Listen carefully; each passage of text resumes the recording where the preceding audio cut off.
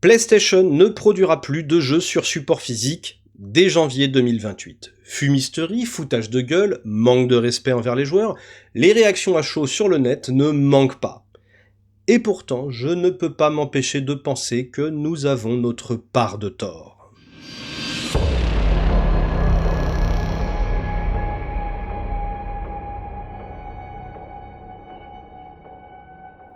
Bonjour tout le monde. Alors, disclaimer, je suis un collectionneur de jeux physiques.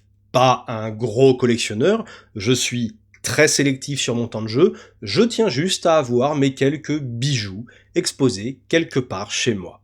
Le couperet que tout le monde redoutait depuis des années est tombé. Et pourtant, devons-nous en être surpris ? Sony, le Sony maison mère, est un acteur majeur du support physique.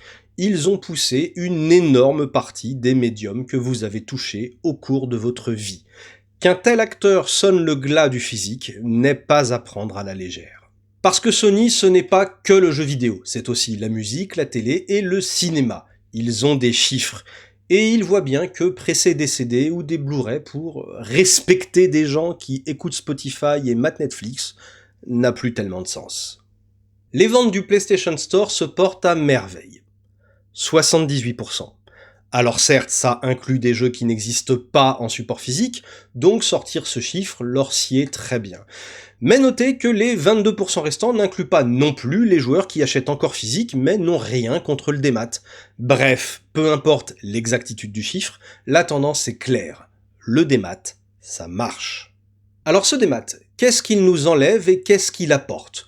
On va taper un grand coup de dent pour l'éliminer une bonne fois pour toutes.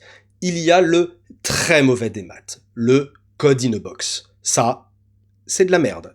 Vous fondez du plastique, imprimez des jaquettes, faites rouler des camions pour rien. Non, ça c'est juste un scandale. Conquerax a raison. L'un des principaux intérêts du dématérialisé, lorsqu'il est bien fait, c'est de vous permettre d'acheter le jeu que vous voulez à n'importe quelle heure du jour ou de la nuit, y compris les jours fériés, et d'en profiter maintenant.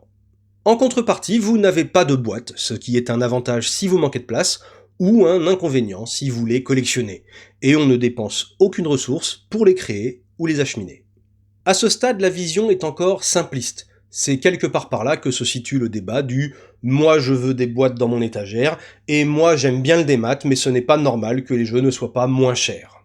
C'est ce dernier point qui est le plus reproché au démat. Ça et la fermeture des magasins et la destruction du marché de l'occasion. Ouais, il y en a quand même pas mal. Les jeux devraient être moins chers, mais ne le sont pas. Un des enjeux majeurs du jeu vidéo, c'est sa préservation, et si on veut le préserver, c'est dans l'optique d'y rejouer des années, une vie plus tard. Et pour vous offrir ça, en admettant que l'éditeur en ait quelque chose à carrer, mais ça on y reviendra plus tard, il faut que le jeu vous soit accessible au téléchargement dans 5 ans, 10 ans, 20 ans, 50 ans, pendant lesquels les serveurs tournent, s'usent, consomment de l'électricité et nécessitent une maintenance. Alors, il m'est impossible d'évaluer ce coût, probablement dérisoire pour un jeu à l'échelle d'un serveur. Mais on peut le formuler autrement. Le coût ponctuel, fini de production et de transport de votre jeu, est remplacé par une obligation de continuité de service. Sauf que ça, c'est si l'éditeur en a quelque chose à carrer. Et ça, c'est la crainte de tout le monde. Les prises de parole sur le web sont affolantes. Les clients doivent accepter de ne plus posséder leur jeu.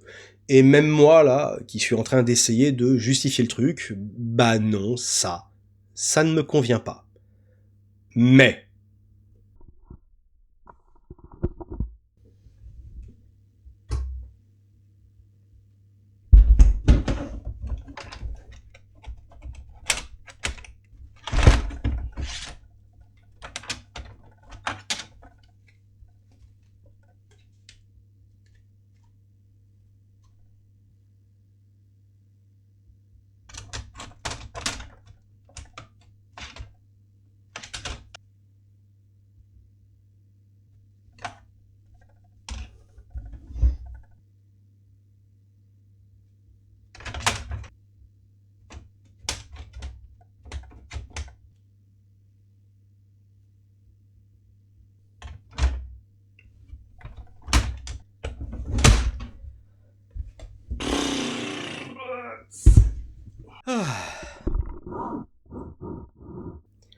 Savez-vous ce que tous ces jeux sur support physique ont en commun?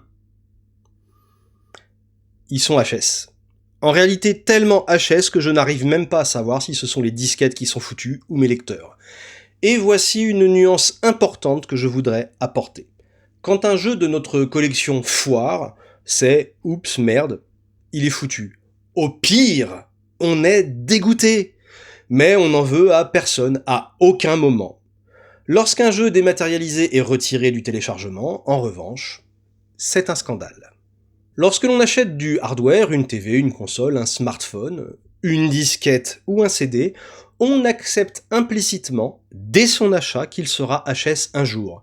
Faut bien comprendre que le magnifique full set de 3000 jeux que vous avez vu sur YouTube l'autre jour, il arrivera un moment, dans longtemps certes, et si les héritiers l'acceptent, où tous ces jeux, jusqu'au dernier et sans exception, seront HS. Pour certains en quelques mois, pour d'autres peut-être en siècles, mais ça arrivera. Alors, si un éditeur décide de retirer un jeu des serveurs, ça ne crée pas un problème. Ça déplace un problème existant. Et si vous voulez mon avis, le vrai scandale, ce n'est pas qu'il rende le jeu inaccessible.